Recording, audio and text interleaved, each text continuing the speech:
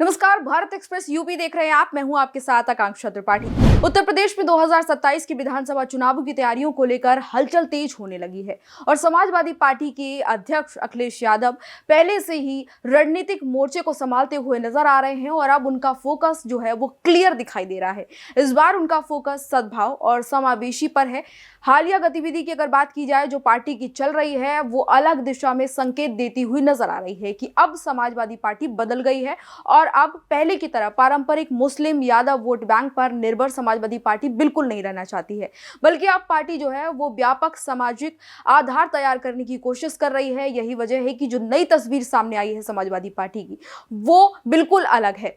अब आपको बताते हैं हम ऐसा क्यों कह रहे हैं। देखिए, समाजवादी पार्टी की कैराना से सांसद इकरा हसन 19 जुलाई को सहारनपुर में कांवड़ यात्रा के दौरान लगाए गए सेवा शिविरों के उद्घाटन में पहुंची थी। इस मौके पर उन्होंने शिव भक्तों को अपने हाथों से भोजन परोसा और सेवा करके सामाजिक सौहार्द का संदेश दिया। उन्होंने कहा कि श्रद्धा, सेवा और सहयोग हमारे समाज की असली ताकत है और हमें इन्हीं मूल्यों के साथ शांति और भाईचारे को बनाए रखना चाहिए। इकरा की ये जो पहल है वो सोशल मीडिया पर खूब ज्यादा चर्चाओं का विषय बन गई है। इस पर खूब चर्चाएं हो रही हैं और जैसा कि हर एक पार्टी चाहती है कि वोट बैंक बने और उनका कोई भी काम जो है सोशल मीडिया पर चर्चाओं में आए, वही यहाँ पर हुआ भी है। इस पूरी पहल को खूब समर्थन भी मिल रहा है, जहां पर उन्होंने खुद एक पोस्ट को शेयर किया जिसमें उन्होंने लिखा कि उनके लिए सौभाग्य की बात है कि वे शिव भक्तों की सेवा में सहभागी बनी।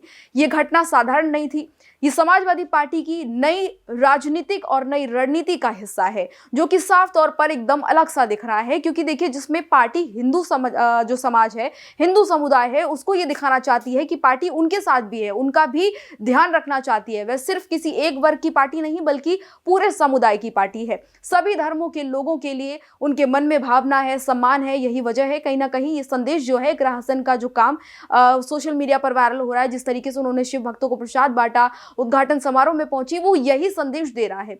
इसी बीच एक और तस्वीर सामने आई जो कि अब खूब ज्यादा चर्चाओं में है, जिस पर खूब राजनीति हो रही है, जिस पर खूब बयानबाजियां भी की जा रही हैं। वो तस्वीर है अखिलेश यादव की खुद की तस्वीर, जिसमें अखिलेश यादव दिल्ली के संसद मार्ग पर स्थित एक मस्जिद में जाकर नमाज अदा करते हुए नजर आए और वहां की बैठक में भी बैठे हुए अखिलेश यादव नजर आ रहे हैं। इस पर खूब चर्चाएं हो रही हैं, राजनीतिक पारा हाई है। अब जो है बीजेपी ने इस कदम की आलोचना की है और आरोप लगाया है कि सपा जो है धार्मिक स्थल का राजनीतिक उपयोग कर रही है, जो कि संविधान के खिलाफ है। अखिलेश यादव ने इन आरोपों का जवाब भी दिया है और अखिलेश यादव ने इस पर कहा है कि आस्था सभी को जोड़ती है और समाज को एकजुट करती है, लेकिन बीजेपी का मकसद लोगों के बीच में दूरी बनाए रखना है। उन्होंने ये भी कहा है कि उनकी पार्टी सभी धर्मों का सम्मान करती है और धार्मिक सौहार्द को प्राथमिकता देती है, जबकि बीजेपी धर्म के नाम पर राजनीति करती है। तो ये बयान अखिलेश यादव का आया। तो दो तस्वीरें आजकल सोशल मीडिया पर खूब वायरल हो रही हैं। अगर हम इन पर चर्चा करें तो हम ये समझ आएगा कि समाजवादी पार्टी जो है वो बदली हुई है। समाजवादी पार्टी ने 2024 के जो लोकसभा चुनाव हुए थे उनमें अच्छा खासा प्रदर्शन किया था और सफलता काफी अच्छी तौर पर हासिल की थी। जो स्थिति पुरानी अगर देखी जाए उसके हिसाब से समाजवादी पार्टी का प्रदर्शन काफी बेहतर हुआ था। पार्टी ने यूपी में 37 सीटें जीतकर सबको चौंका दिया था, सबको हैरानी में डाल दिया था। खास बात यहां पर यह रही कि पार्टी ने न केवल अपने पारंपरिक मुस्लिम यादव वोट बैंक को बनाए रखा बल्कि गैर यादव ओबीसी समुदाय में भी उन्होंने मजबूत पकड़ बनाई थी, जो कि काफी ज्यादा चर्चाओं में भी रही थी। बुंदेलखंड जैसे क्षेत्र की अगर बात की जाए जो कि कभी बसपा का गढ़ हुआ करता था और 2014 के बाद बीजेपी ने वहां पर अपना कब्जा जमा लिया था, वहां पर भी समाजवादी पार्टी का प्रदर्शन काफी अच्छा था और इतना अच्छा था कि वहां पर जो प्रदर्शन समाजवादी पार्टी ने किया उस पर खूब चर्चाएं भी हुई हैं। पार्टी ने कन्नौज, इटावा और बदायूं जैसी यादव बहुल जो सीटें हैं उनके साथ साथ अयोध्या मंडल की फैजाबाद, अंबेडकर नगर और सुल्तानपुर जैसी जो महत्वपूर्ण सीटें हैं वहां पर जीत दर्ज की, जो कि अपने आप में बड़ा विषय रहा। चर्चाओं में ये विषय भी खूब रहा क्योंकि अयोध्या जो कि बीजेपी लगातार उसको फोकस में लिए हुई थी, वहां पर भी समाजवादी पार्टी ने अपना परचम लहराया। तो ऐसे में कहीं ना कहीं ये जो जीत थी वो समाजवादी पार्टी के लिए बहुत बड़ी थी। अयोध्या क्षेत्र में समाजवादी पार्टी की जीत बीजेपी के लिए बड़ा झटका भी रही क्योंकि राम मंदिर निर्माण के बाद ये इलाका इलाका जो है वो बीजेपी की रणनीति का केंद्र बन गया था। ऐसे में बीजेपी की इस हार के बाद काफी किरकिरी भी हुई, समाजवादी पार्टी की खूब चर्चाएं हुई, समाजवादी पार्टी की खूब तारीफ हुई कि पार्टी ने अच्छा काम किया, और एक इस जीत के साथ साथ समाजवादी पार्टी के जो कार्यकर्ता हैं उनको एक बूस्ट अप भी मिला, उनके अंदर कॉन्फिडेंस बढ़ा, क्योंकि समाजवादी पार्टी की जो स्थिति यूपी में हो गई थी उसके बाद जब एक नया चेंज आया और जिस तरीके से पार्टी ने अच्छी जीत हासिल की, उसके बाद समाजवादी पार्टी के कार्यकर्ताओं में अलग जोश देखने को मिला, उनके अंदर अलग ही कॉन्फिडेंस देखने को मिला।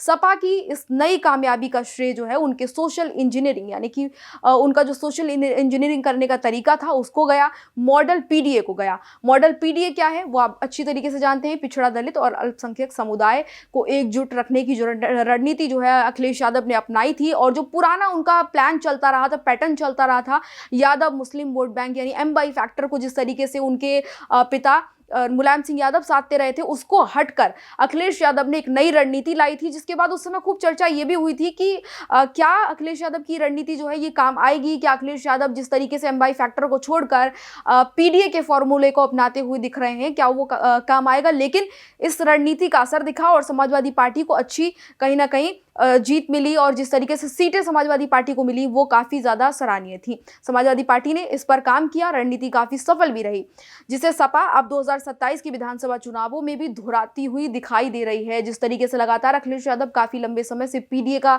जिक्र हर जगहों पर करते नजर आए, तो ऐसे में यह साफ है कि 2027 के विधानसभा चुनाव में भी अखिलेश यादव पीडीए के फॉर्मूले को अपनाते हुए नजर आएंगे। अखिलेश यादव ने केवल मुसलमान और यादव समुदाय पर ही भरोसा नहीं किया, उन्होंने जाटव, कुर्मी और अन्य गैर यादव ओबीसी वर्गों के जो लोग हैं उनको भी जोड़ने की कोशिश की। यही कारण था कि समाजवादी पार्टी को सामाजिक समर्थन मिला, जिसे कभी मुलायम सिंह यादव को भी अकेले हासिल करने में कठिनाई होती थी। मुलायम सिंह यादव का आपको दौर याद होगा कि किस तरीके से उनकी यूपी में राजनीति चलती थी, एम/वाई फैक्टर कितना तगड़ा काम करता था, लेकिन उनको एक पीडीए समुदाय जो था उसको जोड़ने में काफी दिक्कत होती थी। मुलायम सिंह यादव को यादव और मुस्लिम वोट बैंक के अलावा और जो वोट बैंक बच जाते थे उनको हासिल करने में काफी दिक्कत होती थी, लेकिन अखिलेश यादव का पीडीए फॉर्मूला काफी अच्छा काम किया और इसका फायदा पार्टी को मिला। अब कावड़ यात्रा में इकरा हसन की भागीदारी और मस्जिद में अखिलेश यादव की उपस्थिति, दोनों ही घटनाएं ऐसी हैं, दोनों ही बातें ऐसी हैं, इस पर कहीं ना कहीं एक अलग संकेत जो है वो देखने को मिल रहा है। अगर समाजवादी पार्टी की बात करें तो अब जो है समाजवादी पार्टी समावेशी पार्टी की छवि मजबूत करना चाहती है, क्योंकि पार्टी को हर वोट बैंक चाहिए, पार्टी अपनी रणनीति को आगे बढ़ाना चाहती है। ऐसे में पार्टी ये संदेश देने की कोशिश भी कर रही है कि वह धार्मिक आधार पर भेदभाव नहीं करती, बल्कि हर समुदाय की आस्था का सम्मान करती है। इस नई सोच के पीछे मुख्य उद्देश्य है हिंदू मतदाताओं को, खासकर युवा और शहरी वर्ग में विश्वास पैदा करना। तो ऐसे में जब मतदाताओं के अंदर विश्वास पैदा होगा तो समाजवादी पार्टी को इसका बड़ा फायदा मिलेगा। तो ऐसे में कहीं ना कहीं समाजवादी पार्टी की कोशिश ये है कि जैसे हिंदू मुस्लिम का आरोप लगातार बीजेपी पर लगता रहा कि बीजेपी हिंदू मुस्लिम करके वोट बैंक हासिल करती है, वही अखिलेश यादव ये करने की कोशिश कर रहे हैं कि इस छवि को वो अपनी पार्टी से बिल्कुल दूर रखें, और वो कहीं ना कहीं दिखाना चाह रहे हैं कि उनकी पार्टी सबके बारे में सोचती है, किसी एक धर्म, किसी एक समुदाय के बारे में नहीं, बल्कि समावेशी विकास पर उनकी पार्टी विश्वास करती है। क्योंकि सपा को यह अच्छी तरीके से समझ में आ गया है कि सत्ता तक पहुंचने के लिए उसे सिर्फ एक वोट बैंक से काम नहीं चलने वाला, बल्कि बहुस्तरीय समर्थन की बहुत ज्यादा जरूरत है। तो अखिलेश यादव ये बात बखूबी जानते हैं और उसी पर काम कर रहे हैं। अखिलेश यादव की इस नई पहल को बीजेपी एक सियासी हथकंडा मान रही है, लेकिन इसमें कोई शक नहीं है कि रणनीति बीजेपी के लिए मजबूत किले में सेंध लगाने की कोशिश के तौर पर कहीं ना कहीं आगे बढ़ रही है। खासकर अयोध्या जैसे क्षेत्रों की अगर बात की जाए तो वहां पर समाजवादी पार्टी की जिस तरीके से पकड़ बढ़ रही है और बीजेपी की पकड़ जो है वो दिन पर दिन देखा जाए तो कमजोर होती जा रही है, तो ये बीजेपी के लिए खतरे की घंटी हो सकती है। जहां एक और बीजेपी धार्मिक भावनाओं को भुनाने की कोशिश में लगी रहती है, यह आरोप लगातार बीजेपी पर लगता है, वहीं अखिलेश यादव अब जो है उसी धरातल पर सद्भाव और समावेश की राजनीति को खड़ा करके अपनी जमीन को मजबूत करने की कोशिश में लगे हुए हैं।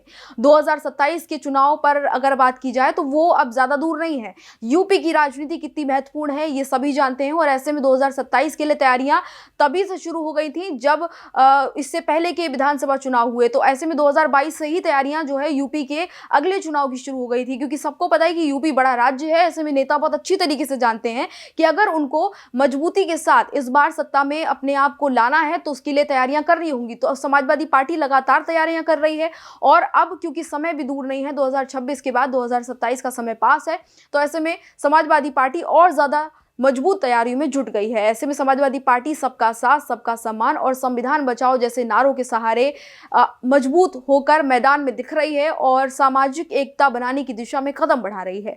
अगर ये रणनीति कामयाब रहती है तो अखिलेश यादव राज्य की राजनीति में फिर से एक निर्णायक भूमिका में नजर आ सकते हैं, जो कि अब स्थिति काफी ज्यादा इस तरह की लग रही है कि अखिलेश यादव जो हैं वो पूरी तरह से तैयार हैं। उन्होंने कमर कस ली है, बीजेपी को कड़ी टक्कर देते नजर आएंगे, क्योंकि लोकसभा चुनाव की अगर बात की जाए तो बीजेपी की उत्तर प्रदेश में काफी किरकिरी हुई, क्योंकि उस समय अयोध्या का जो मुद्दा था वो काफी ज्यादा गरमाया हुआ था। उसके बाद भी लोकसभा चुनाव में बीजेपी को अयोध्या की महत्वपूर्ण सीटों से हाथ धोना पड़ा, तो ये बीजेपी के लिए काफी ज्यादा शर्मनाक था। और ऐसे में अखिलेश यादव काफी मजबूत स्थिति में पहुंचे, जो कि पार्टी के लिए एक टेंशन की बात थी। तो अब जो है रणनीति दोनों पार्टियों की तरफ से बनाई जा रही है। तमाम अन्य जो छोटे दल हैं बीजेपी के साथ वो भी लगे हुए हैं, समाजवादी पार्टी के सपोर्ट में जो दल हैं वो भी लगे हुए हैं, साथ ही साथ अलग से जो दल हैं यूपी के वो भी तैयारियों में लगे हुए हैं। अब यूपी का क्या राजनीतिक देखा जाए समीकरण देखने को मिलेगा इलेक्शंस के दौरान 2027 में राजनीति जो है वो किस ओर जाएगी, ये देखने वाली बात होगी।